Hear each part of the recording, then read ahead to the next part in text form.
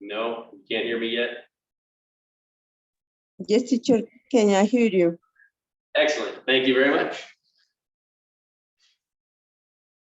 All right, so it sounds like there's some people that are having trouble getting in the front gates here in this room, but I'll go ahead and get started and go a little slowly. That way there's time for people to keep creeping in.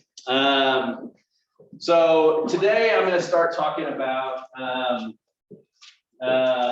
some of the downsides to what the Vero way of doing things. In that way, in the beginning, I started with, we had some assumptions about, we want each code to be developed and used and useful independently, and we'll deal with the coupling of these physics codes separately. So I'm going to talk a little bit about some of the implications and downsides to that process and an alternative. So in general, whenever you approximate a geometry with a spatial mesh, you introduce some amount of error. Whenever you discretize a equation, you introduce some error in your discretization, whether that is space, time, energy, direction of travel. You as a end user of a code should understand how big that error you introduced was based on your mesh that you chose. So in general, you should do let me adjust the number of mesh cells. Let me increase the number of mesh cells. Let me increase the number of energy groups, the number of directions, and let me see, is it converging? In general, that error won't go down to 0, because if you're comparing to a real operational system, the error of that system exists just in stochastic uncertainty. And so you don't need to get the numerical error down to 0, but in the ideal world, you get your numerical error down to smaller than the rest of the errors that the world introduces. If you can get it down to that, then you can generally feel pretty happy. So when we talk about order of accuracy, if we have some given problem, we'll say in this case, one group neutron diffusion. If we discretize this problem, then we're breaking it up into individual energy chunk or spatial chunks. And so we have some cell that is between x1 and x0. And we're going to say that this d squared phi dx squared is approximately equal to phi at x1 minus phi at x0 over x1 minus x0 squared. And that by definition is going to introduce some error. Since this part is an approximation, there is some error that is added to it. For most standard discretizations, we can take a look at what this approximation is, and we can decide how will this error change with mesh size.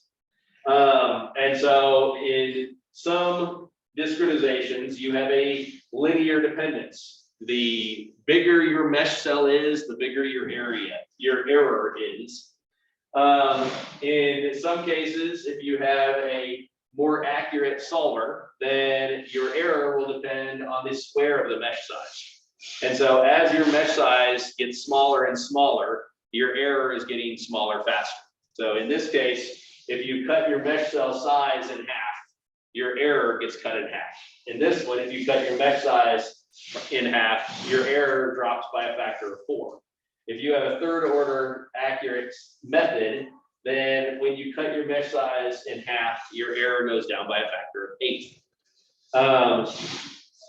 Note that the mesh size, if you have a fixed geometry, if you shrink your mesh size, you're adding your number of mesh cells. And so the error is inversely proportional to the number of mesh cells in a first order accurate method. It's 1 over the number of mesh cells in each dimension squared for second order, and number in each dimension cubed for third order. That makes sense? Any questions there? So there's a lot. So let me say that. So I said for most standard discretizations. This is not true in less standard discretizations. So in the world of thermal diffusion, you tend to use something like a finite volume or a finite element discretization, and this is very much true. In the world of radiation transport, we will often use characteristic solutions. And so in a characteristic solution, we are saying we are going to analytically solve this for a region. And so if we look at that problem that I mentioned before of the 1D radiation transport, d psi dx omega x plus sigma t psi equals some fixed source q. There is an analytic solution to this that is psi x equals psi naught e to the negative sigma t x over omega x. This is the analytic solution. There is no error, plus q over sigma 1 minus e to the negative sigma t x over omega x.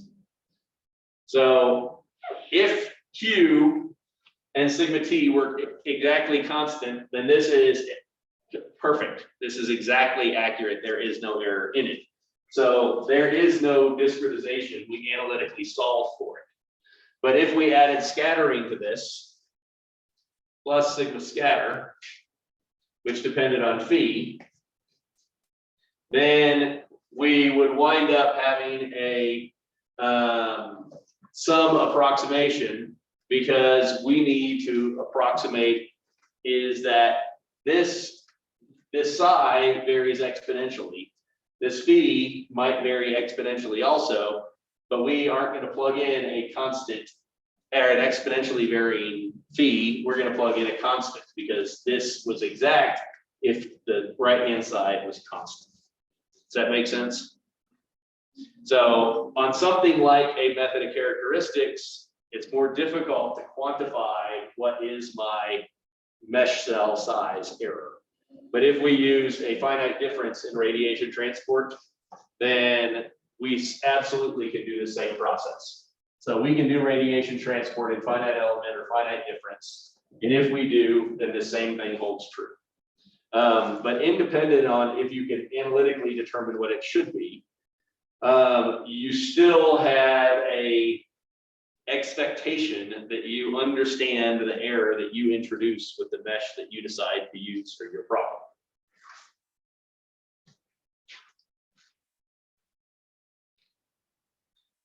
So some discretizations, and finite element is really the most common version. When we talk about finite elements, we are usually talking about continuous finite elements. And with our continuous finite elements, you can go to higher orders of shape functions. So when I drew the finite element before, we had a plot here, and we said we're going to calculate the value at each of these nodes. And so we get the value at each of those node locations. And if we have a linear finite element, then we are going to assume it is linear between each of these. And this would be my mesh cell. And so each of these are my mesh cells. So within a mesh, I assume it's linear between these nodes on the outside. But I could also do a quadratic finite element. And so in that, I could say I'm going to get 3 points within each of these cells. And so I'm going to get another point here, and another point here, and one there, and one there. And now in each of these mesh cells, I'm assuming that I have some quadratic shape within it. And so, but I had to add, if I had 4 mesh cells, I went from 2 unknowns per mesh cell to 3 unknowns per mesh cell. So I increased the computational burden, but it can wind up with a higher order solution. So in 1D, it looks like that. In 2D, my mesh might look like this. And I'd have values on the nodes, and I'd have some shape distribution within it. And so within here, it's going to be linear varying to here, linearly varying here, linear varying here. And so I create some plane within that cell that represents that shape function. So I can do linear, I can do quadratic, I can do cubic, I could go even higher order shapes. In general, a higher order shape method can have the same accuracy on a coarse mesh as a low order method has on a fine mesh. And so you can wind up having a lot less unknowns if you have a high order method on a coarse mesh than a low order method on a really fine mesh. And this is especially true in 1D. And so you have options. If you're using a finite element code, you have a variety of options of what method do I want to use to solve this and what is the order of its accuracy. And if I have a cubic, then I drop my mesh cell size by a factor of 2, and I almost get a complete order of magnitude drop in the error. Does that make sense? Any questions? Online, please stop me anytime you got questions. Yes, teacher. Yeah. No question, teacher. Okay. So the other piece of this is the mesh accuracy.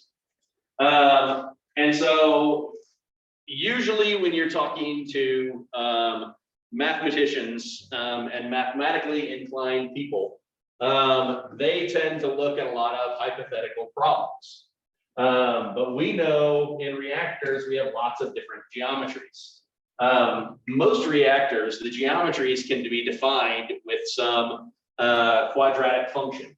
And so if we have a pin cell, we have a square and we have a circle. And a circle is just x squared plus by squared.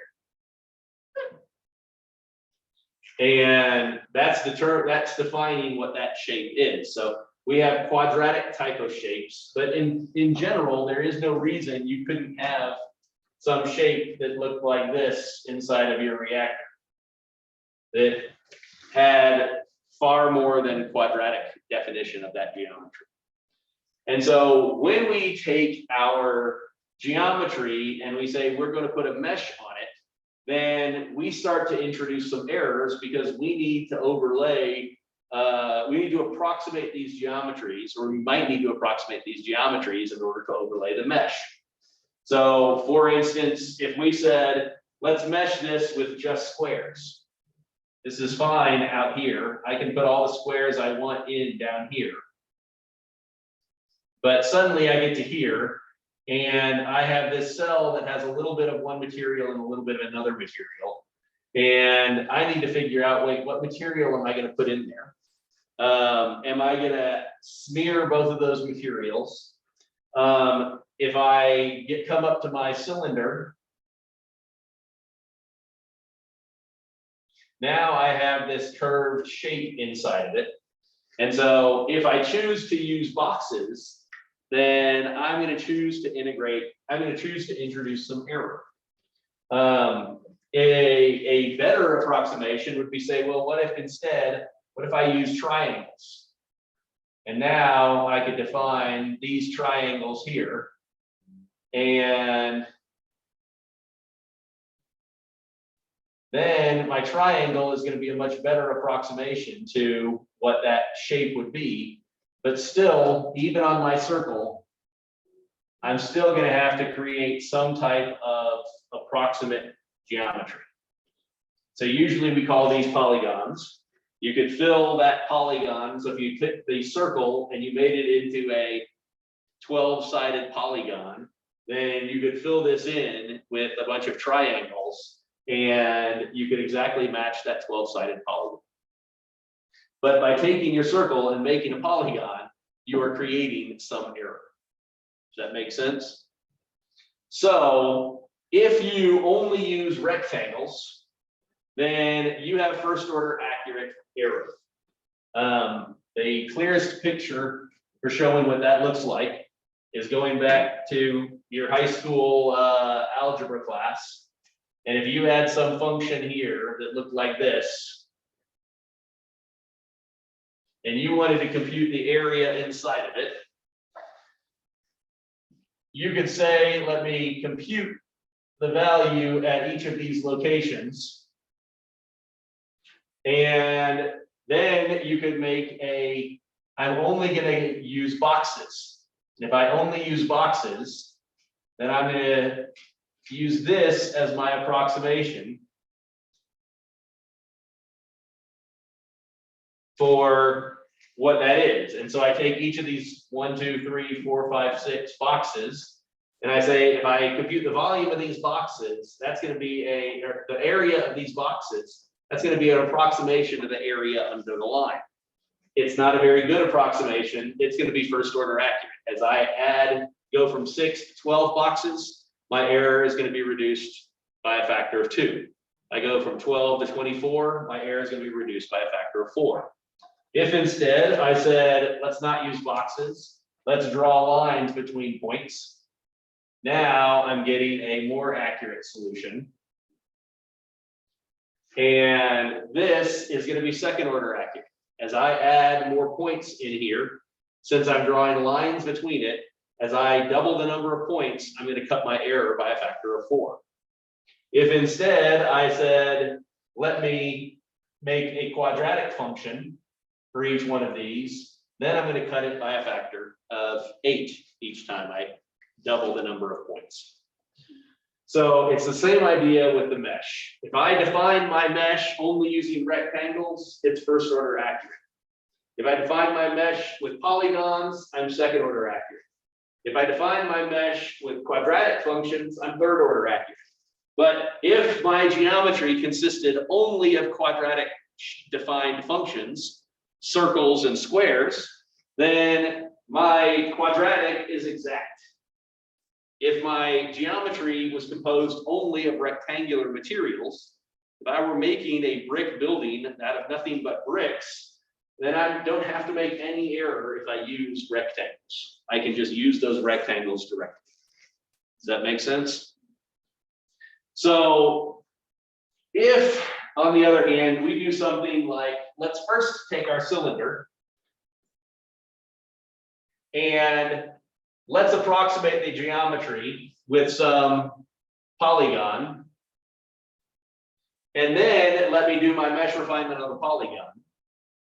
I will never reach even first order accurate convergence because I will just add more and more mesh cells inside of my polygon in here, and I will never actually get the geometry right. So that would be a 0th order accurate solution. And so if I'm going to do mesh refinement, I need to be geometry aware as I refine my mesh and not say, first take the geometry, create a mesh, and then do mesh refinement. That makes sense? Any questions? All right. So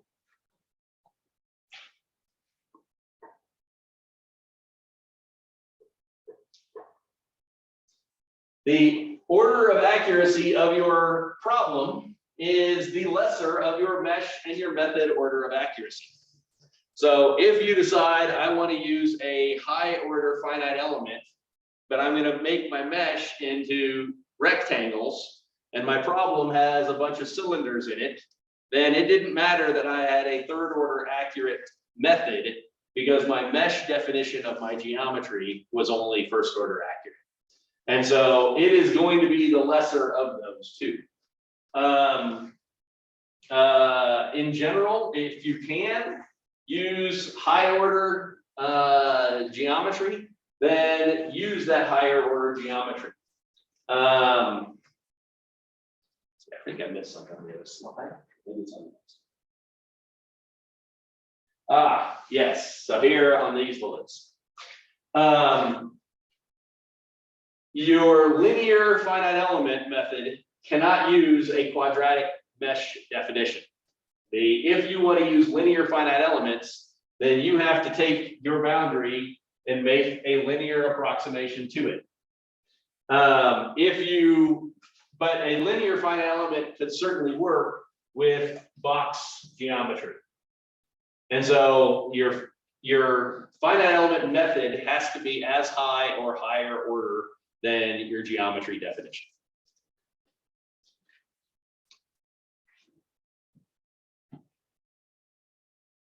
So in general, if you can use a high order geometry definition and you need to, then use that high order geometry definition and that high order method. But you also have to be aware that lots of things we've talked about lead to geometries changing with time. Thermal expansion is changing that geometry. And so a lot of times when people will solve problems, they'll say, first, I'm going to take the geometry and I'm going to create a mesh, and I'm going to create the perfect mesh on that geometry, and then I'm going to walk away. Well, if that geometry is changing with time, you need to be aware, did your mesh still conform well to that geometry or not? Because it might have started as a cylinder that could be defined with a quadratic function, but it might deform to an oval or a dimpled thing. So if something were pushing on this, maybe it would look like that. And so you have to be aware, are you conforming to that geometry? What errors are you introducing in your geometry specification? So why do we care about this? There's a thing called solution verification. So if you write a code and somebody says, how do you know your code is right? There are a lot of things that can be done that can help build that confidence. And so in modern software development, you do things like what is called unit testing.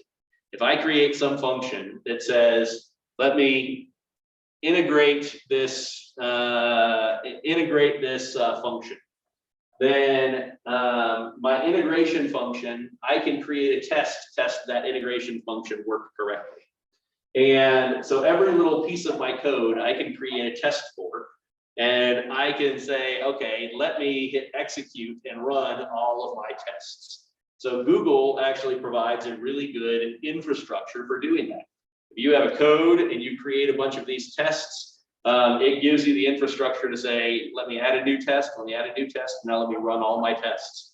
And if all of your tests say either it passed or it failed, then Google will run all those tests and give you a summary report that says, yep, they all passed, they all failed. But that doesn't necessarily, that means, did you do what you told the code to do? It doesn't mean, did you do what you were supposed to do based on the math that you said you were planning on doing?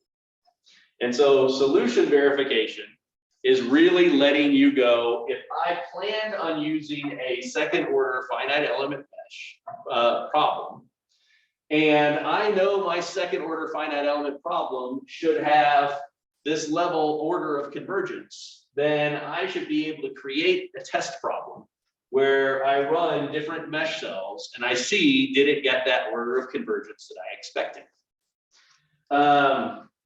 And so this solution verification is a really good way of evaluating, did I implement this code correctly? So it sounds kind of odd to put in all of these tests around this code because you're like, look, I wrote the code, I tested it, it worked, nothing changed.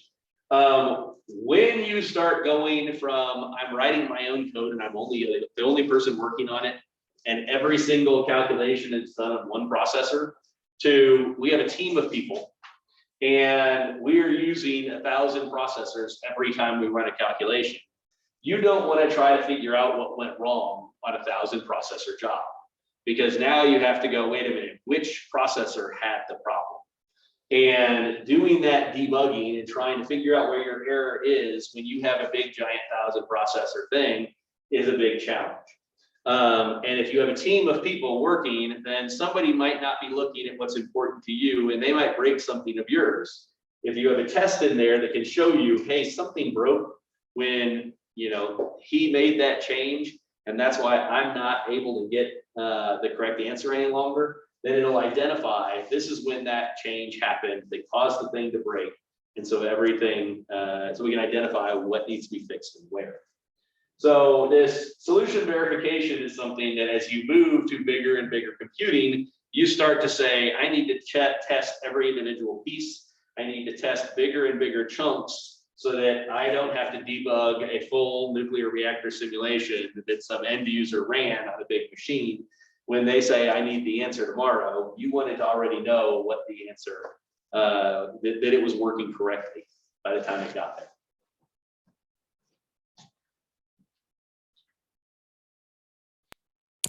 So, yeah. Excuse me, teacher. Yes. I have a question. Is it possible that you have a problem of to overestimate the mesh size? So if you overestimate the mesh size? Exactly. Yes. So if you use two, so the good side and the bad side of higher order convergence. The good side is as you get your mesh size smaller, it gets to the right solution very quickly. But that also means if you get your mesh cell bigger and bigger, it gets to the wrong answer very quickly. And so if you have too big of a mesh, then you can get really bad answers. And that's why it's important to run your problem with one mesh and say, now let me run it with a different mesh and see, did my answer change? And either you make those mesh cells smaller, or maybe you could make them bigger, but you want to identify what is the size of the error that was introduced because of the mesh that I used.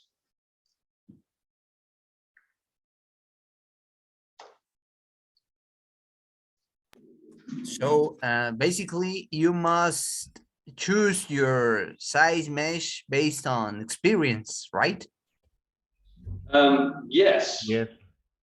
And for your problem, because especially with radiation transport, if you have one problem, one method, one approach, one mesh will work, and if you have a different problem, it may not work any longer. And so for each problem, you should plan on running each problem multiple times so that you understand the mesh, the error you're introducing with your decisions for that problem that you're trying to solve.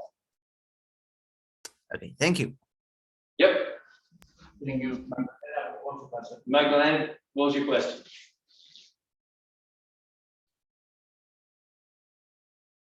Your microphone is out.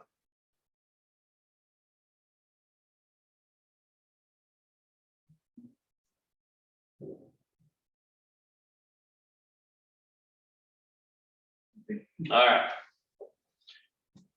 So, how does this apply to multiphysics?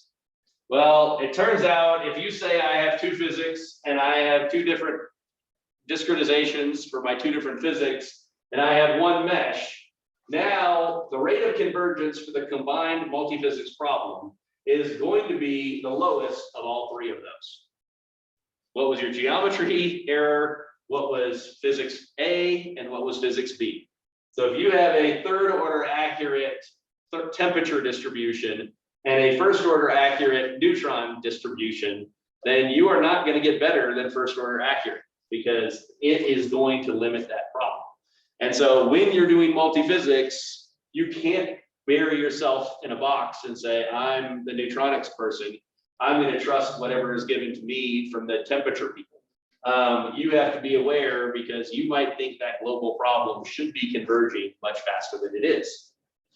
If you decide I'm a neutronics person and I'm going to have a neutronics mesh and the temperature people are going to have their temperature mesh, now the rate of convergence is the lowest of all four of those. The neutronics mesh, the temperature mesh, and am I introducing any solution transfer error? When I take data from one and pass it to the other and then pass things back, what error am I introducing? So there is a general thought of, wait, should I have one or should I have two meshes if I'm doing two physics? There is no question, a single mesh is easier. It is more predictable. You can far more easily look at and know what is my expected rate of convergence. I have no data transfer error because it's all going to be managed inside. And so everything is well understood and well predicted if I just use one mesh. But sometimes one mesh is overkill for one physics. So if I'm doing a mesh refinement and my neutrons need cells that are on an order of a centimeter, and my temperatures need cells that are on orders of a millimeter, now I'm doing all of my neutron calculations on millimeter cells, even though the neutron flux varies very, very slowly over those millimeter cells. And so I can spend a whole lot of time running a neutronics problem that doesn't need that level of accuracy. The other is not all physics necessarily have the same geometry. If you're doing a thermal fluid solve, just the thermal fluids, and you say, you know, I have heat that comes out of the cladding, I don't need to worry about what's in the fuel pin, then your fluid doesn't even have a solid structure, but your neutrons have to model that. Or if you were doing a neutrons and fuel temperature, your fuel doesn't have anything in the water, certainly doesn't have anything in the reflector outside of the reactor core. And so you have different kinds of geometries that if you tried to do them both on that, then you'd have to say, okay, I need something to do with those unknowns that are sitting all the way outside of the reactor core. And so you have to pay attention to what am I doing? Why am I doing it? What's the impact going to be? But there is a lot of benefit. It really would make it a lot easier if we could use one single mesh to solve this type of problem. So I mentioned the solution transfer error. If you have one mesh, then internal to the code that is transferring this error, you don't introduce anything. You say, here is my fuel pin, and here is my mesh for my fuel pin. And I took those and I made them all triangles. And my neutronic said, what is the power in this triangle? And the temperature says, yeah, I know that triangle. I have that power as my source term in that triangle. I'm going to compute for you the temperature in that triangle. And the neutronics will say, good, I have this triangle as one material. I need the temperature in it, I get the material. And so I'm not introducing any error in going from one to the other. The other way I can do it is I can have an overlapped mesh.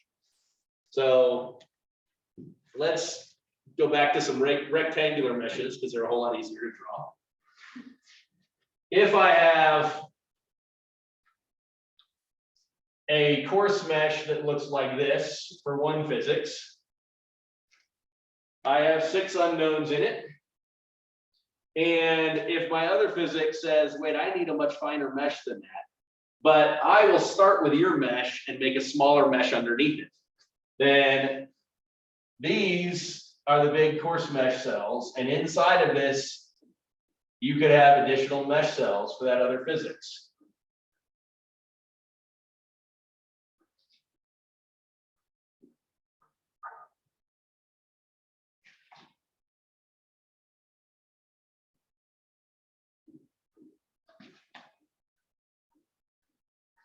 And now when you do the solution transfer, if you have a coarse mesh solution, so you have something that is on this big giant rectangle, let's say it is your power distribution.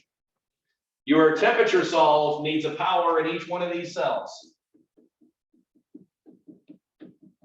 And so you have to take that power from the neutronics calculation and project it down onto this. In this case, it's a 15 temperature solve cells.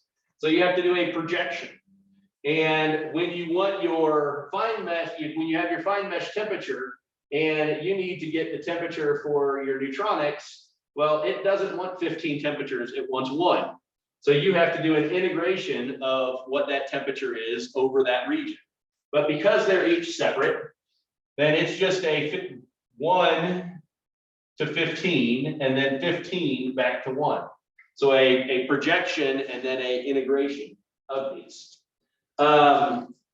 If you decide to have different methods, then you could say, maybe I'm going to have a very high order method on my coarse mesh. And so my coarse mesh might be some cubic shape function. And my fine mesh, I say, well, I'm going to use a very fine mesh. And so on my fine mesh, I might have a temperature that is piecewise constant, low order solution. And so now in this, with my overlapped mesh,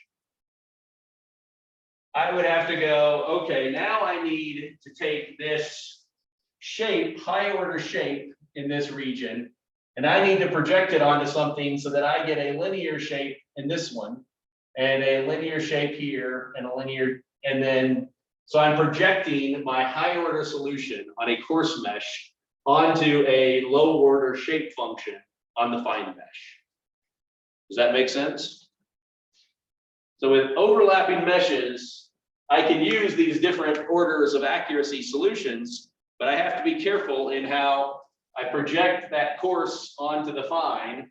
And in the same way, I could take my fine and I could say, rather than just integrate, I'm going to say, how do I project this onto some new smooth function?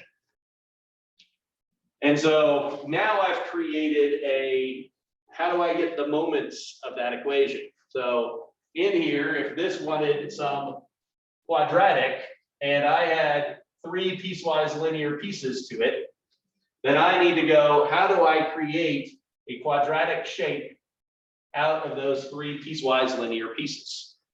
And so in doing so, I can really minimize any error by doing these projections and calculating the moments to that higher order piece. That makes sense? That you guys know what moments of an equation moments are?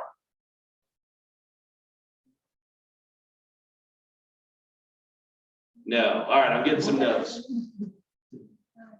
Okay. Just a little bit. The moment equation? The moments of an equation.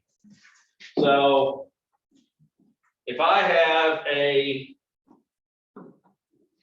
some function, f of x equals a plus bx plus cx squared plus dx cubed. If I do a integral over that function, so if I say the integral of f of x dx divided, and this went from, we'll say -1 to 1. My average, f average, is going to be that integral. So, yeah, that makes sense? Okay. If I wanted to know what the linear distribution of that was, I could say, okay, let me get my first moment in x, and I'm going to have 1/2 the integral of -1 to 1 f of x times x dx. And so what that is going to give, so if I had this, I would have some average of that.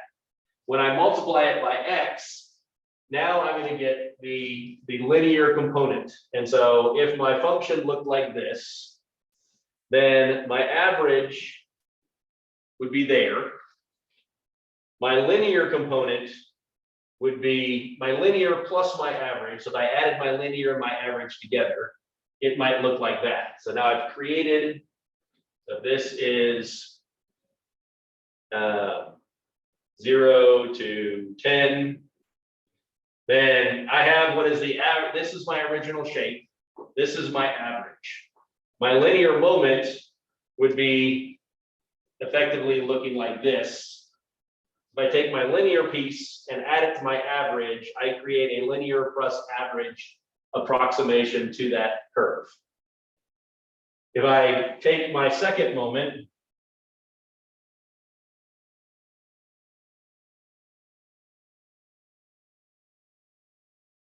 then I'm going to get some quadratic piece. And so that piece might look more like this. And so now when I take my average plus my linear plus my quadratic, now I'm going to start to get a much more accurate piece. And since this equation had a cubic term, if I did the cubic, then I completely reproduce it with each of those. If instead of doing this with 0, x, and x squared, if I did them with Legendre polynomials, which are orthogonal, then I would get each of these would be completely orthogonal pieces. And so if I did that with the Legendre polynomials, then what I'd wind up with is my zeroth moment. So if I define this instead with Legendre polynomials, for those who aren't familiar, it is, I'm going to see if I can remember it, 3x squared minus 1 over 2 plus d of 5x cubed minus x over 2. And so then I'd wind up with this one is equal to A, this one is equal to B, and this one's equal to C. And now I have these orthogonal moments of my general equation. And so if I want to take something, if f was defined as f is 1, 0, 1, 2 for x equals -1 to -0.5, -0.5 to 0, 0 to 0.5, and 0.5 to 1, then when I take this piecewise constant shape and I take moments of my piecewise constant shape, then I create a function that preserves all of those moments of it. That makes sense? So if my high order solution was quadratic, then I'd want to keep the 0, first, and second moments of that equation. And so I put in my fine mesh linear or piecewise constant, take the moments of it to get a smooth quadratic. And that's how I can project from this fine mesh low order to a coarse mesh high order solution.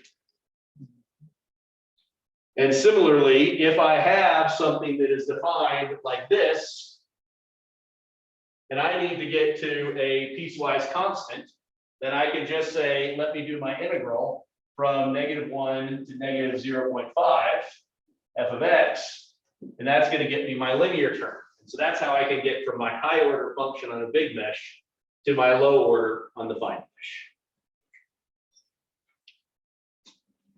mesh. All of this is straightforward and simple when we have these overlapping meshes. Everything gets ugly when we don't have overlapping meshes. Because with the overlapping meshes, what you're saying is there is one coarse domain and one fine domain. It's a piece of it. If I happen to say my temperature mesh is in 1D is going to look like this, and my neutronics mesh is going to look like this,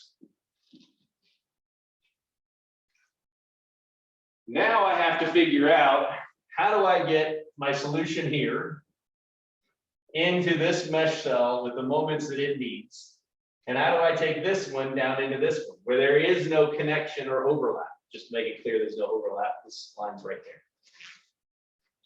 And so in this process, there are a variety of mathematical ways of doing that.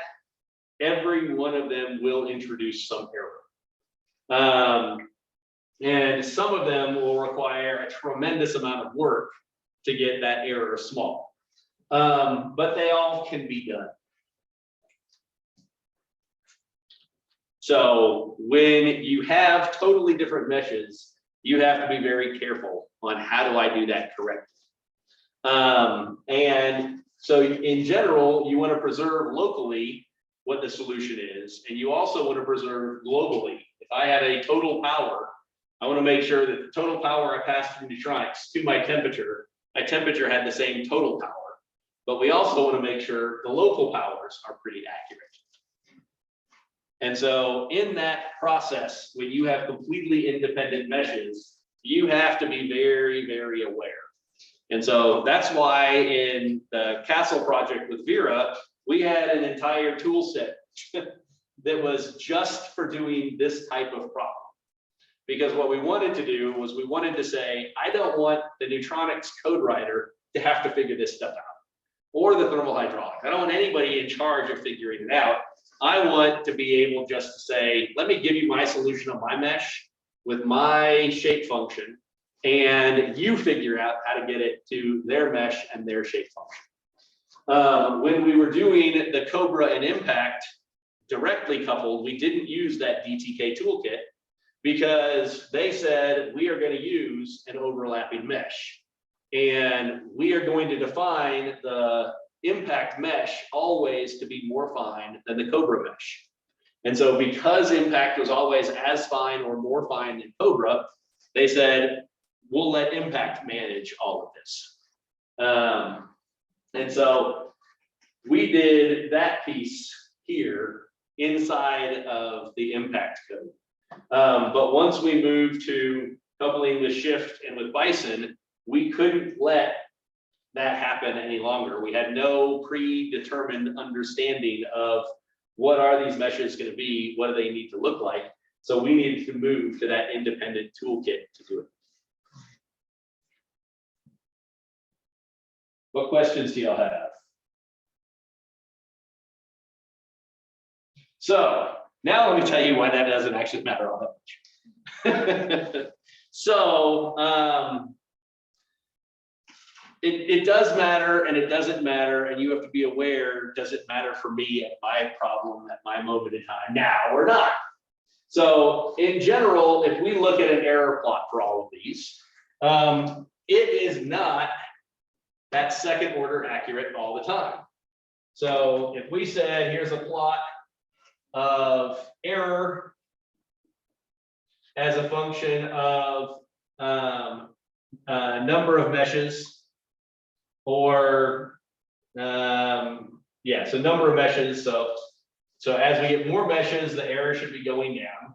If it is a linear, then it would go like that. If it's quadratic, it's going to go like this. If it's cubic, it's going to go like this.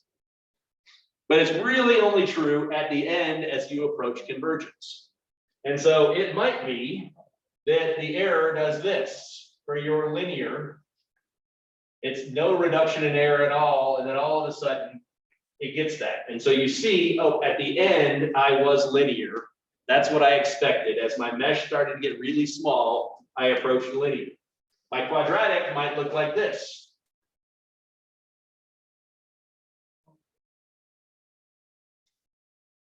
And it may have been really fast and then a little bit slower, and then it approached, as it got to a small error, it approached that correct asymptotic limit.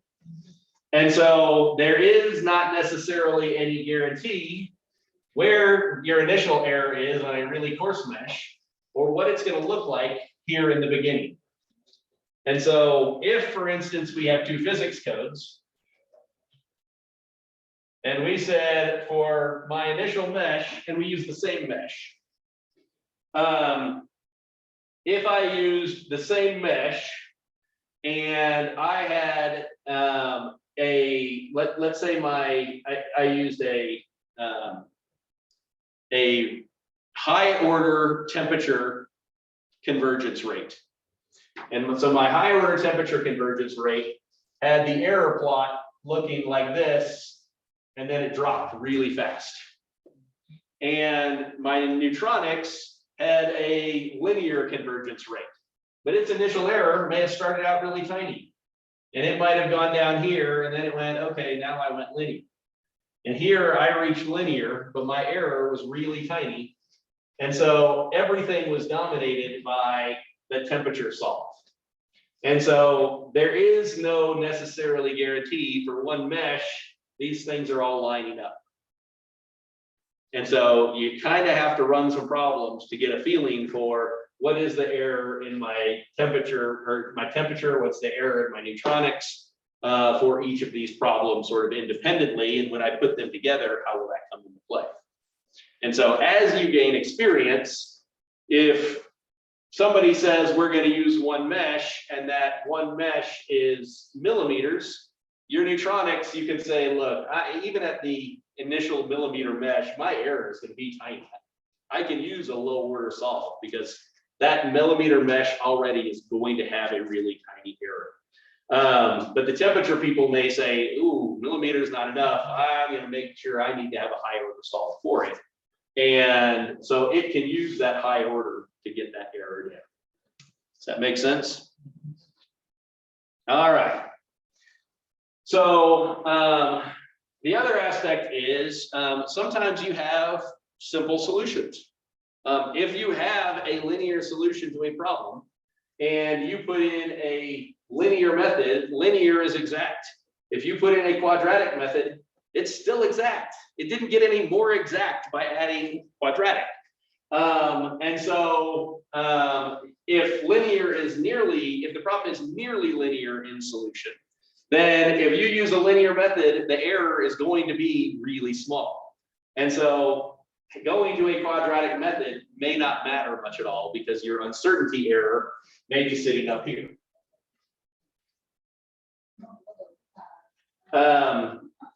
The other thing is this aspect of solution verification is a phenomenal idea.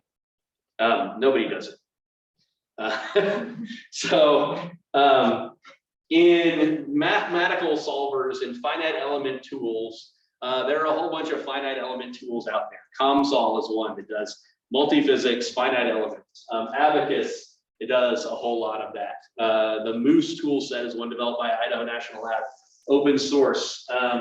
John Ragusa at Texas A&M, I think, has tried every finite element package that's out there. There are lots of them. And the people that write the finite element packages do solution verification.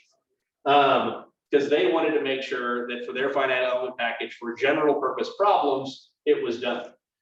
People that use that package to solve real problems get the benefit of solution verification was done. But most people that are writing problem-specific codes that aren't picking up a standard package that was developed by mathematicians and computational scientists, they generally don't get to that point. They don't ever actually even do it. Everybody will say to them, you need to do it. And they say, yeah, I do, but there are all of these other priorities I have. It's just not a priority. And I'm pretty sure I'm right. So I feel comfortable with my own engineering judgment. If the two physics are very weakly dependent upon each other, then solution transfer error has very little impact.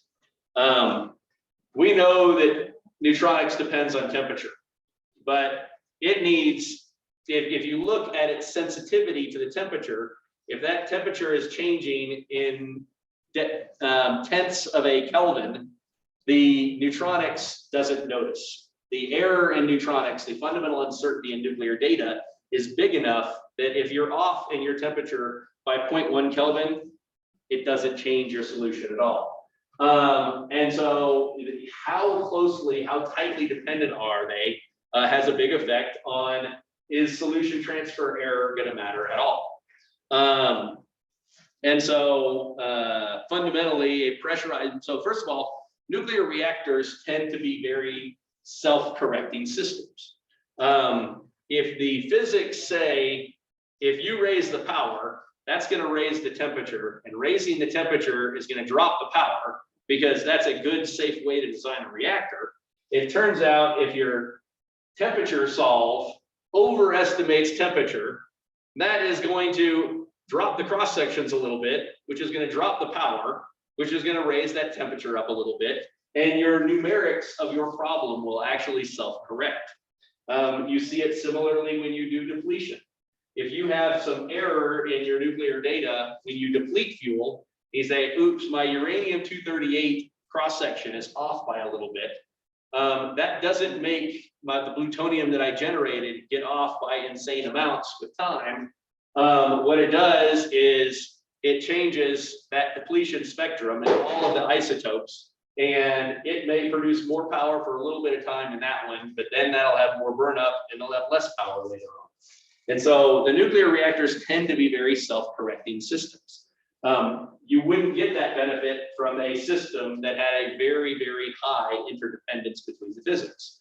When you look at boiling water reactors, they are much more fundamentally and inherently coupled. When you boil water, you change that density, and that has a very rapid instantaneous change in cross sections. And so boiling water reactors are more tightly, from a physics standpoint, interconnected between neutronics and the thermal hydraulics. PWRs aren't.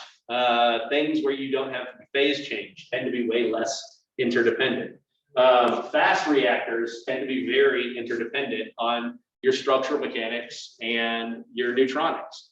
And so you have to be very careful in a fast reactor to make sure that you're doing that data transfer accurately, because the physics are fundamentally more tightly coupled.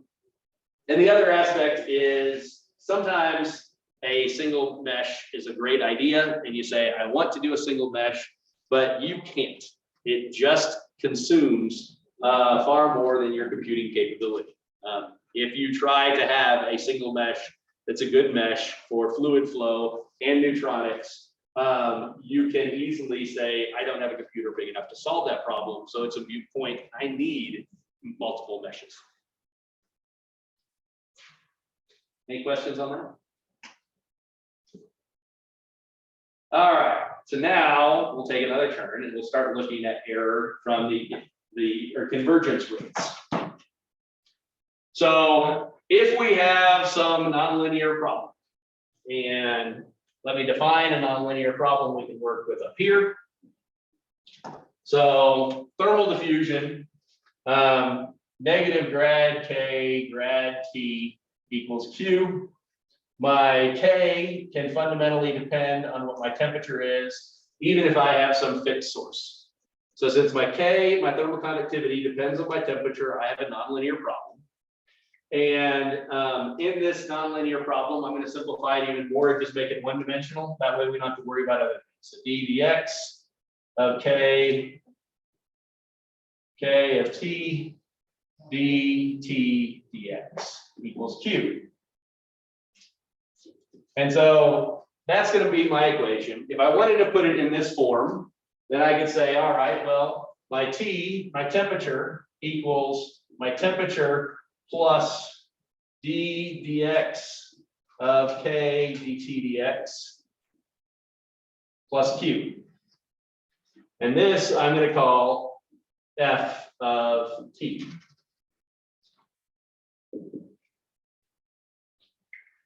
So if I put it in this form, if I have a fixed point iteration, what I'm generally going to do is I'm going to say, let me pick a temperature. Let me guess some temperatures. Let me come over here.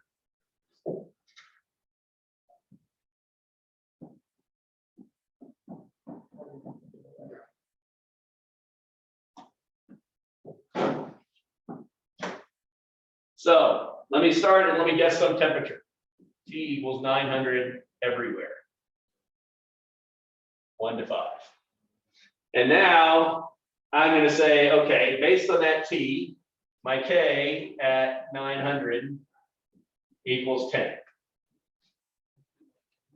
And let's give ourselves a function for K. So we'll say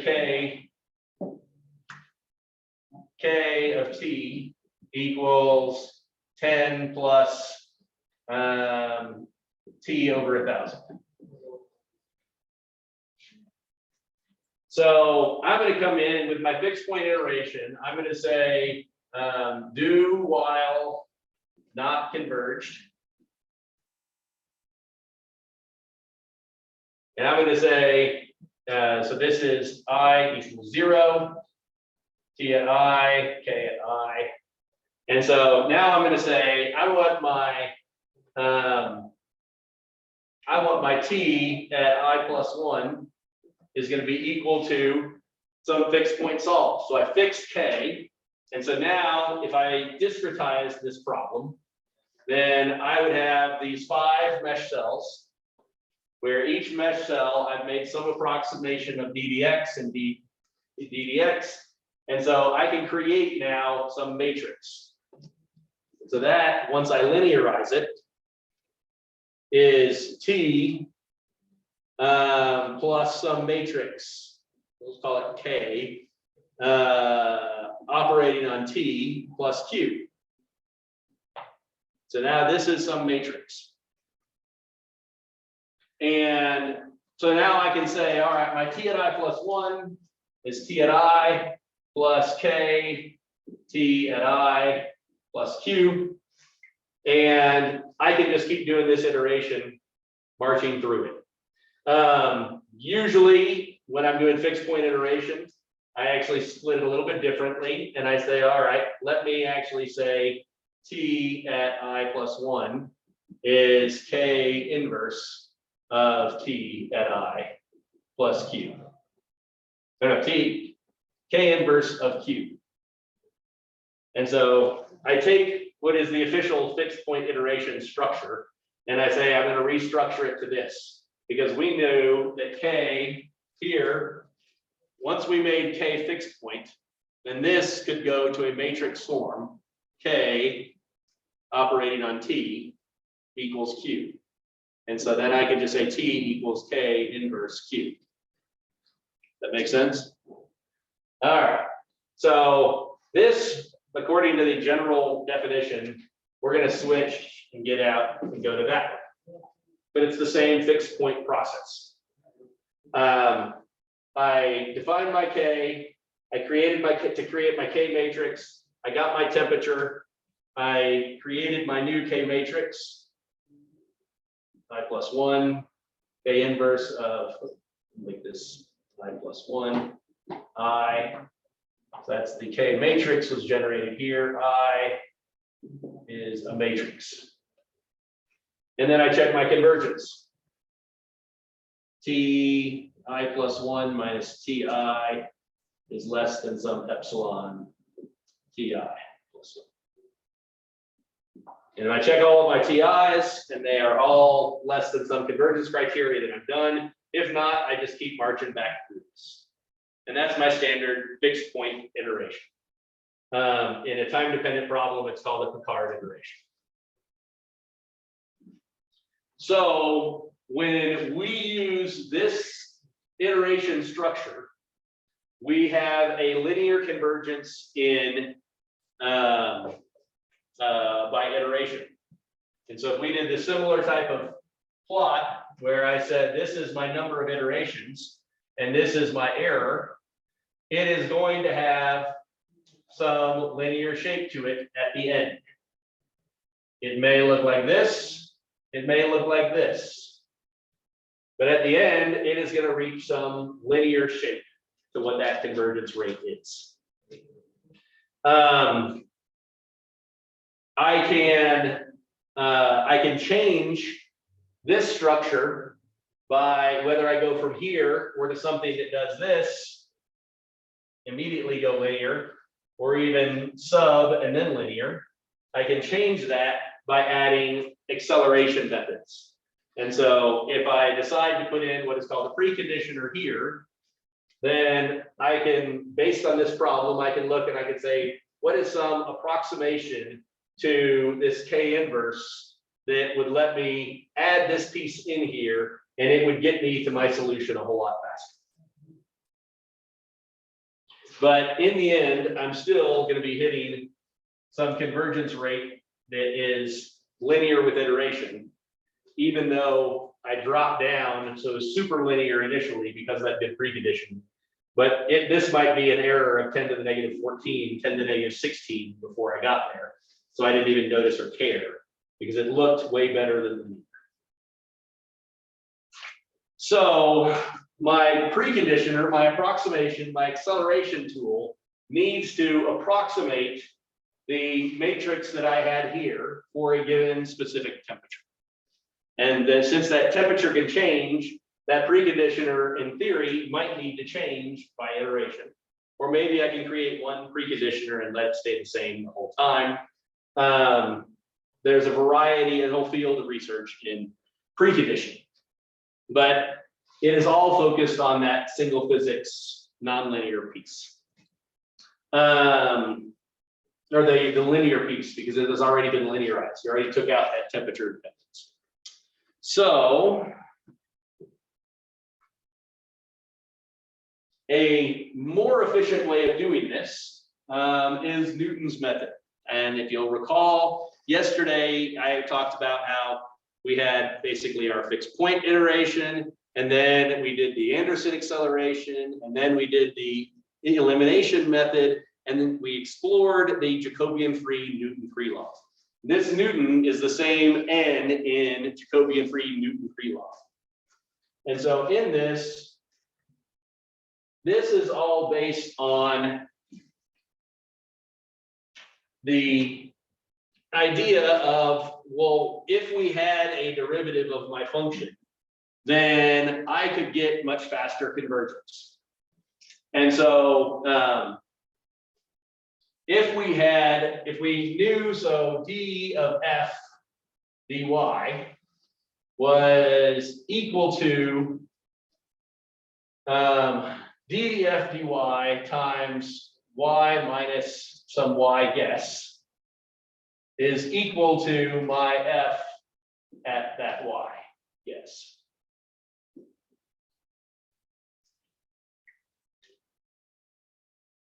I think I did that right. DDFY at that guessed location. And so here, the idea is what I'm looking at, if I had some function, this derivative is going to be pointing me in that right direction. So if I said, here I am now in my fixed point, and I know my solution was whatever that maximum is. My fixed point would say, okay, I tried this one, and there was some error, and so I needed to move over and try this one, and there was some error, let me try that. The Newton method is going to say, wait a minute, let me figure out what the derivative is here. And then if I know my derivative, then I can project much closer to where I should be and reevaluate here. And now I have a new derivative, and so let me go that way. So it's very similar to a steepest descent method, if you are familiar with that from mathematics. And so this proves to be a second order accurate convergence method. And all you need to do is know what your derivative is with respect to your unknown. And so I just erased it, but we had our f was equal to t plus d dx k dt dx plus q, and k equaled 10 plus temperature divided by 1,000. And so if I wanted to figure out what is my df dt, that is going to be, my first piece is just 1. My second piece, I can plug in this k that depends on t. And I'm going to have a piece that is d dx of 10 plus t over 1,000 dt dx plus q. My q term is completely gone. It doesn't matter at all because there's no temperature in it. And I have one here that just has temperature. So I have my d dx of dt dx. And I have another one that is a ddx of t dt dx, 1 over 1,000.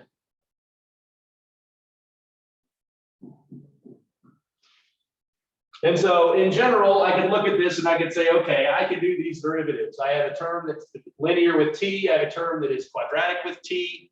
I can formulate what this derivative is. I can formulate what this Jacobian is, and I get something that I'm just gonna, I don't know what it is, but I'm gonna throw it out there. ddx of 10 plus 1,000 t times t. I don't know what it is, but we'll call it that. So this is my Jacobian for this problem. And with that Jacobian, I can create a new iteration scheme. And so my new iteration scheme would use that Jacobian. And so I would say my y at I plus 1 is equal to y at I plus that f. So t plus d dx k dt dx plus q over that Jacobian, 1 plus d dx 10 plus 1,000 t times t. And this is my new iteration scheme. And so as long as I can compute that Jacobian, then this iteration scheme is going to be second order accurate. If I look at those convergence rates, if I don't have good preconditioning, that first order might look like this, and my Newton might look like that.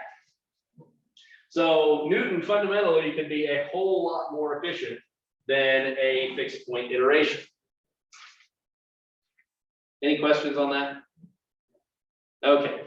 Computing the Jacobian is the terrible part.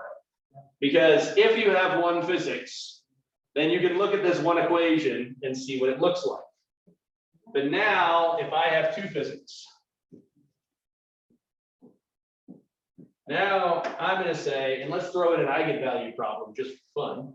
So now I'm going to have my leakage times psi minus the scattering term equals 1 over k nu sigma f psi.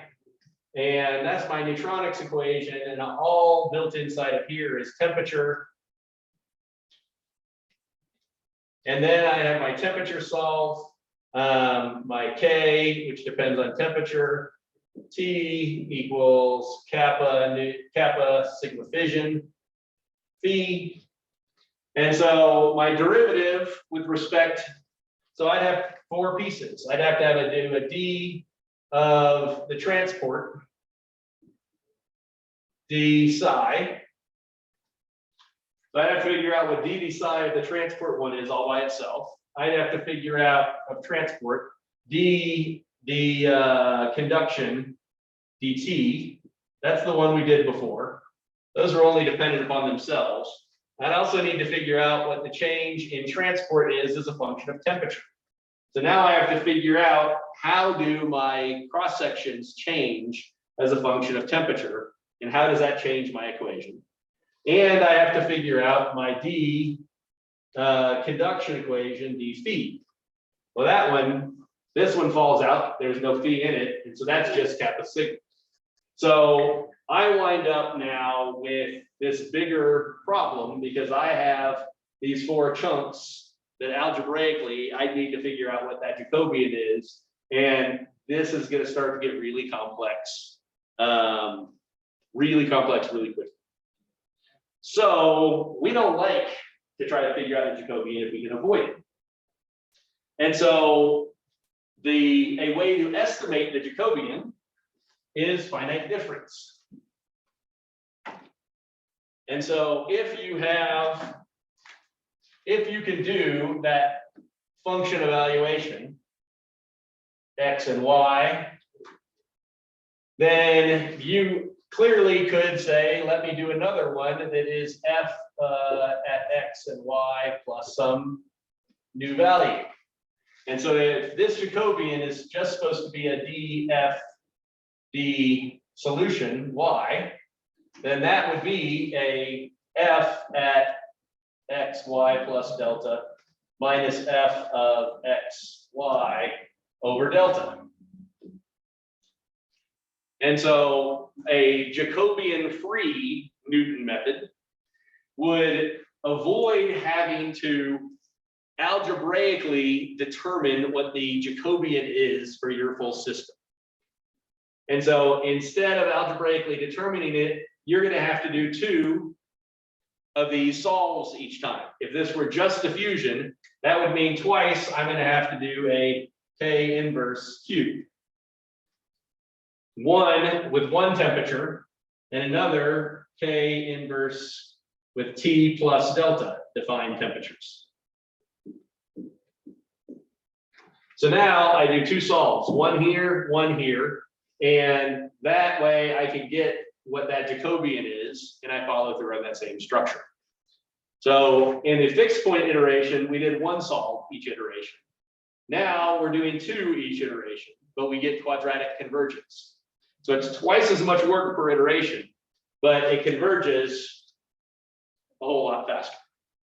So it can be very beneficial to switch towards a Newton based, and it is possible if you have a Jacobian estimator. So when I said JFNK, there is the Jacobian, and there is the Newton method and the Jacobian free method. So JF, Jacobian free, Newton, and the last letter in there is Krylov. And so if you have any general fixed source problem, AX equals B, there's a variety of ways to solve your fixed source problem. You can solve it by fully inverting A inverse B, but if A gets so big, you can't handle that with MATLAB, then you need a iterative method to solve it. And so there's a ton of iterative methods out there, but one of the most mathematically robust ones is a Krylov solver. So a Krylov solver is a mathematically robust way of efficiently solving this problem. And so Jacobian free Newton Krylov says, I'm going to use the best math on nonlinear problems. I'm going to use the best math on linear problems. And I'm not going to formulate the Jacobian, so I don't have to do all of the algebra in advance. But if we want to precondition it to make it faster, our preconditioner on the fixed point iteration was approximating that K inverse piece. It was approximating solving a problem. The preconditioner on a Jacobian free Newton Krylov solver has to approximate that Jacobian. So we don't algebraically have to figure out what the Jacobian is exactly, but we still need to algebraically figure out some good approximation to it to make it efficient. And this part makes Jacobian free Newton Krylov very good in idea and very good if you understand all of your physics and your problems and you're solving the same problem over and over. So you can define a great preconditioner for it, but it makes it very difficult to use just a out of the box, hey, let me use this right away. So, but if you have a whole team of mathematicians that have been developing preconditioners and solvers and things like that, doing it in a math library, then you can say, I, as a physicist, I, as a nuclear engineer, I don't need to do that. I'm going to trust that the mathematicians are really smart with their mathematics, and I'm going to let them handle it. So, let's see. So, any questions on that? All right. No question. So- Thank you. Yes. What was your question? Was that Guillermo? Did you say that? Actually, I was about to ask you about the parallelization process, but I see you're gonna talk about this. So Well, yeah, so yeah, let me talk about how that changes with parallel. So in general, most all of this you do piecewise, broken up into chunks. And so there is no reason that if you have, so if I draw one of the Vera pictures up here where I said, okay, my impact had this chunk with 1,000 processors and my Cobra had over here with 200 processors. If I had a Jacobian free Newton Krylov solver managing this, then after I do this one and then this one, then what I'm going to need is I'm going to need a global error evaluation. And like the Anderson acceleration, I need a, we need to do something with that, Gustavo. We need to do something. With the Anderson acceleration, even with the fixed point iteration, and also certainly with the JFNK, there is going to be a step where after you've done each of those, you go, okay, what should I have for the next iteration? In this, we use that damping factor. And so we said, okay, somebody had to take the solution from this one and say, I have this solution and I have the previous solution, and I put in a 0.5 weighting function, and that's the new solution I'm going to use for the next time around. It's going to be the same process. In order to do that before, you had to have some global communication where you got the 1,000 processors all talking to each other to say, what is my error? Am I fully converged or not? In order to compute K, you had to get a fission source everywhere to do the full, what is the volumetric total integrated fission neutrons. So you had to do communication amongst all 1,000 processors to figure out that. So there is a step in there where you have to stop and go, okay, let me take a look at the global problem as a whole. Does that make sense? That answer your question? Yes, yes, thank you. Anybody else have any questions?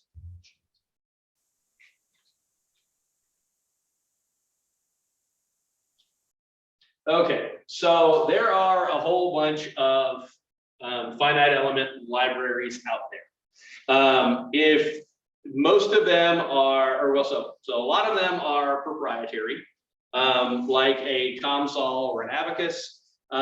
You say, let me get it.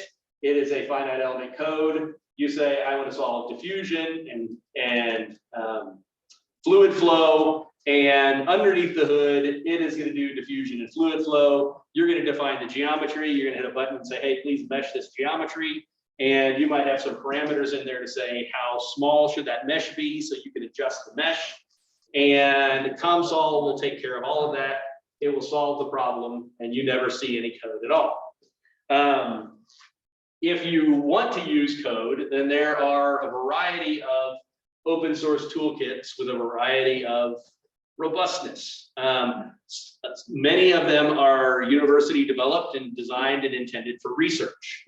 And whenever you have a university developed code intended for research, you had a grad student that was working on it and maybe trained another grad student. You have had a suite of grad students, but you often have a bunch of things in there that, you know, some work, some don't.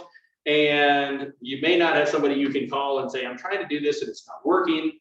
And so the more and more you can work towards professionally developed things, the better off you're often going to be. Not necessarily, but it's a possibility. OpenFOAM is another version. So in the US, the Office of Nuclear Energy in the Department of Energy has Moose as their main nuclear specific or nuclear centric finite element capability. And so within Moose, it automatically does MPI parallel. It automatically does 1D, 2D, 3D type of meshes. You can have triangles or tetrahedrons. You can have rectangles. And in it, it has built in a, I have a diffusion kernel. So if you just want to use diffusion, you can just say, let me use diffusion. If you want to have each of these different kernels, there are these different kernels that you can pick up and use. It has the ability to put all of these together and create one big giant problem that has all of your physics that are there and coupled.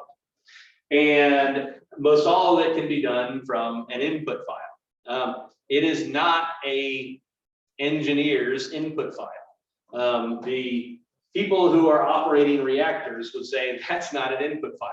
On your input file, I'm allowed to change what gravity is. I shouldn't be allowed to change what gravity is because I'm operating nuclear reactors on Earth. Like, why would I be able to change gravity? You're giving me something that could make me screw up. And so from the engineer standpoint, they don't view this as an input file, but from a, let me explore multiphysics, it gives you from input a whole lot of things you can do. It's also an open source code. And so if you want to get the source code and you want to create your own things, you can get in, you can make your own files, change files, recompile it and run it. And so it is founded on kind of the opposite idea that Castle and Bureau was founded on. It says we want one infrastructure and we want to always solve with Jacobian free Newton free law.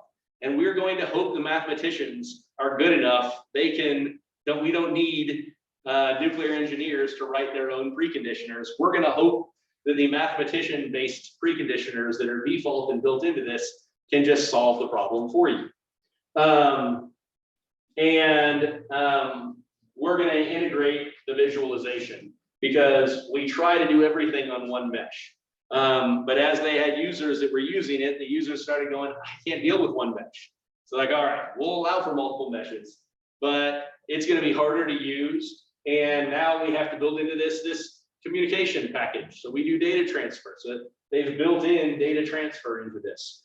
People have started saying, I'd really love to do uncertainty quantification. So, you know, how much does the density of my fuel or the radius of my cladding matter to this? And they're like, okay, let's try to add in some more of these tools. So it's really a toolbox. It is not a code that you pick up and say, let me solve a problem. It's a toolbox that has a bunch of tools that will let you solve a bunch of different problems. But if you know how to solve a problem, it's probably a really slow way of solving. If you're in the, I don't know how to solve this problem, I don't know what's important, I don't know what matters, it's a really, really good toolkit for picking up and saying, let me add some physics, let me change the mesh, let me do studies like this and understand what should I be doing in the long run.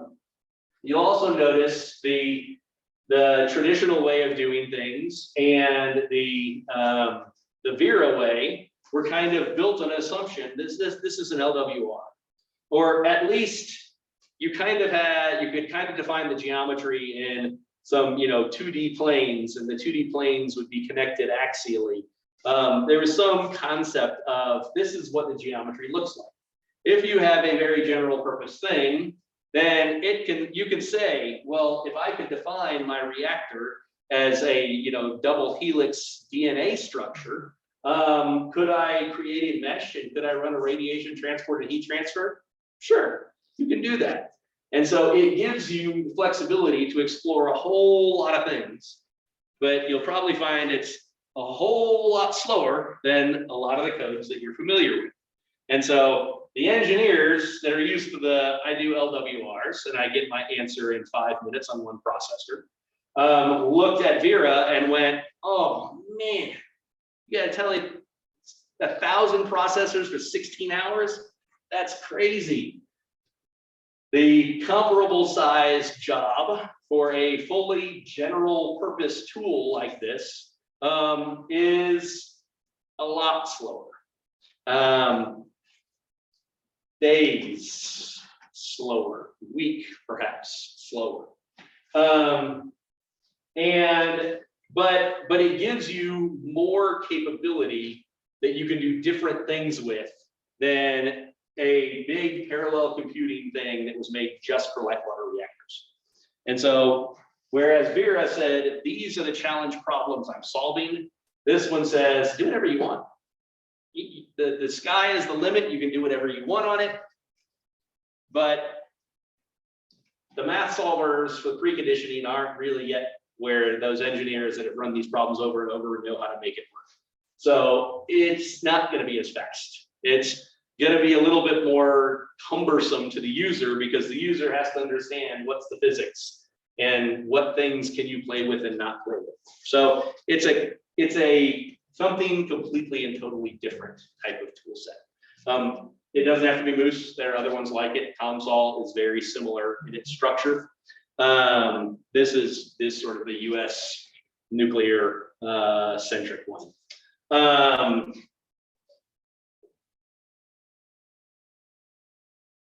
And so any questions on anything from the lecture?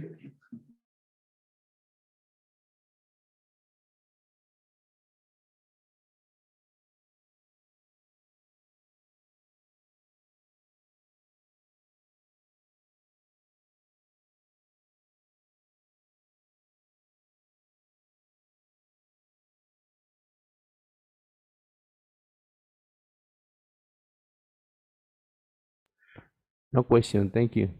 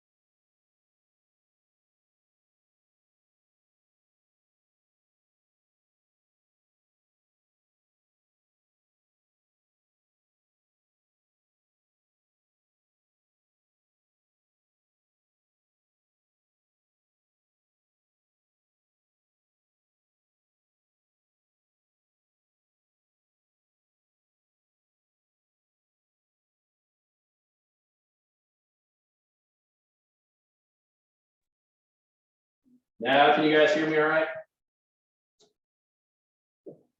Yes, we can hear you. All right, so any final questions?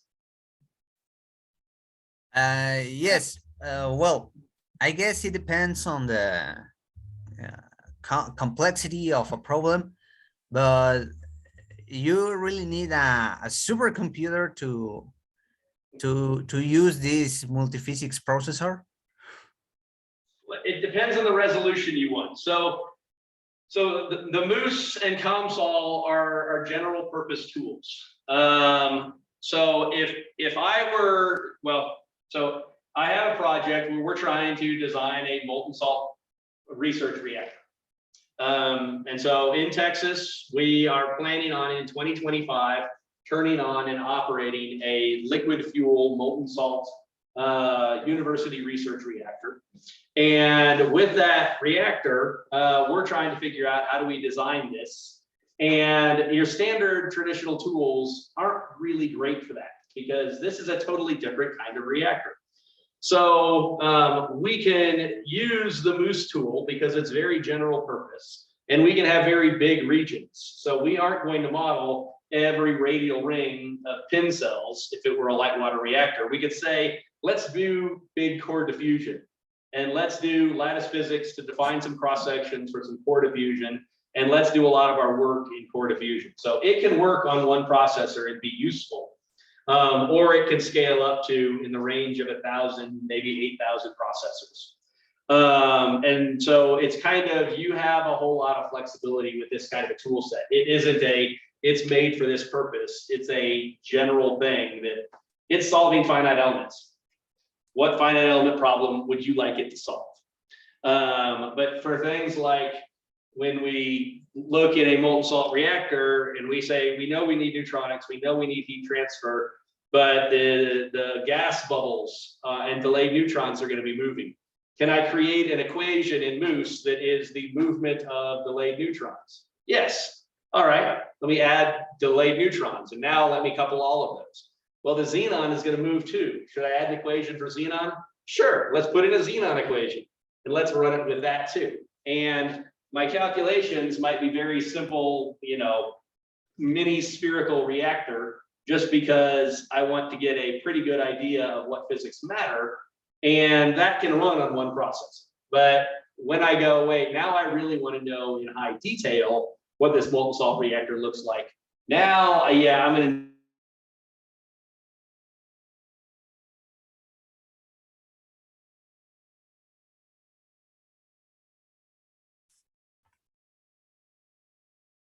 Are you there, doctor? Can't hear you anymore.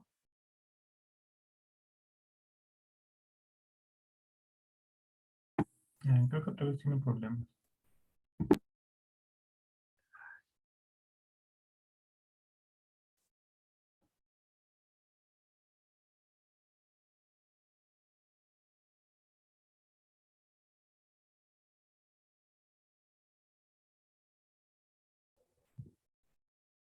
So, any other questions?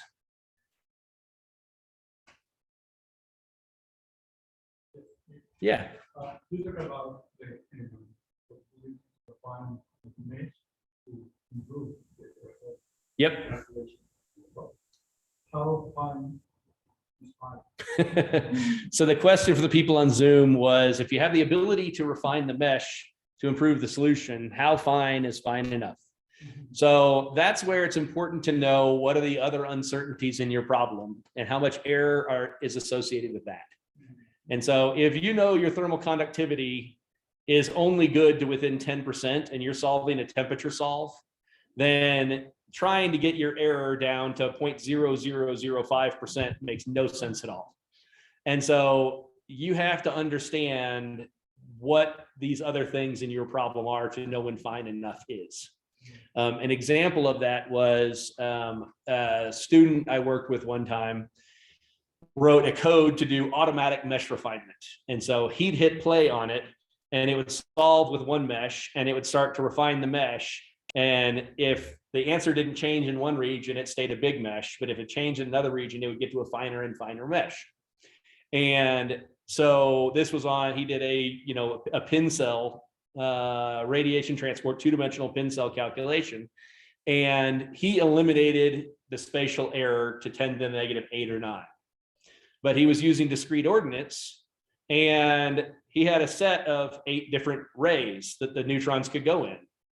And so his solution looked like there are 8 rays that are coming out of this fuel pin, which physically didn't make any sense at all, because he drove the spatial error way smaller than the discrete ordinates error. And so when you're looking at error, you have to be aware of all of the rest of the error in your system. So experience. Yeah, doing it, picking it up, trying it, and doing it. Right. Well, in that case, you are considering error probability of some uncertainty now Yes. from the beginning, or in which part of the process you focus on. So the question is for the people online, because I'm not sure if you guys can hear. The question is, if there's error in all of these, there is some uncertainty quantification and some uncertainty analysis. When in this process do you do the uncertainty analysis? So part of it is you need to do it throughout the process. And so if you're talking about designing a nuclear reactor, then you need to have some idea. So this molten salt reactor, for instance, there is natural boron in graphite, and boron absorbs a bunch of neutrons. And we know that there's going to be some boron, but we won't know the amount of boron until we've defined, here is our manufacturer, here are the specifications that we gave them. You need to have the boron less than this. And then we will say, okay, we've kind of told you this is where it needs to be, and they may manufacture it and it's an order of magnitude less. And so part of it is in your design process, when you're, hey, I have an idea for a molten salt reactor. Let's use graphite. Should I put boron in? I don't care. This is just an idea for a reactor. I don't even need to worry about boron. But as you get to a more real reactor design, you need to start to get to more real numbers and reduce those uncertainties. Similarly with your calculation, if you're just possible, then you could pick up one of these existing tools. If it's like a light water reactor, or you could pick up the Moose tool and say, in very coarse mesh approximate ways, let me do it. Let me not worry about mesh refinement, because I don't need 10 to the negative 3 accuracy. I'm just getting a ballpark idea. And so as you are walking through this, when somebody starts to say, well, if you accounted for boron, because that might have a 1% effect, then you're going to go, okay, if I know my boron I've been ignoring is 1%, and I'm going to start to get rid of that 1%, I need to look at what else is on the order of 1% and get rid of that too. And so it's really, as you're going through this process, you're looking at evaluating these. Separately, there's an entire field of study that is uncertainty quantification. And in that field of study, if you have an estimate for uncertainties for every single parameter and everything, and your code can run really fast on the order of minutes on one processor, then you can take 1,000 processors and take 12 hours, and it will tell you your sensitivity to the uncertainty and everything, which uncertainty is the biggest and most important that you need to reduce. And so, at some point, do you get to that? The true, uncertainty quantification field of study, I need to know what's my most important uncertainty that I should be spending money and time getting rid of. The rest of this can really be mostly ballpark.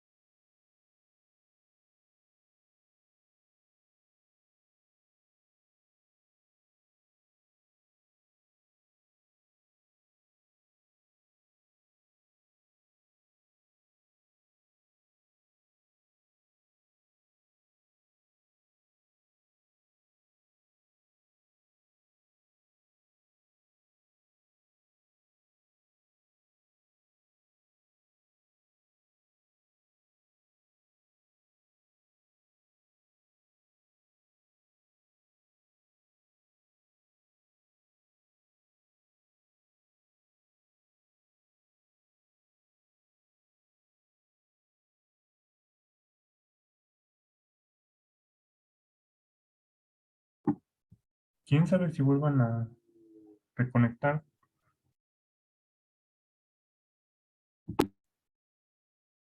Quién sabe, ¿verdad? Ya se tardaron. Así es, parece que yo creo que ya nuestra jornada se ha de haber salido porque ya pasa de la 1. Sí, sí, es cierto. Yo creo que ya cancelamos la transmisión. Bueno, yo creo para mañana, pues por ahorita ya no creo que avancen. Y está prácticamente en las reflexiones. Sí, sí, sí, es verdad.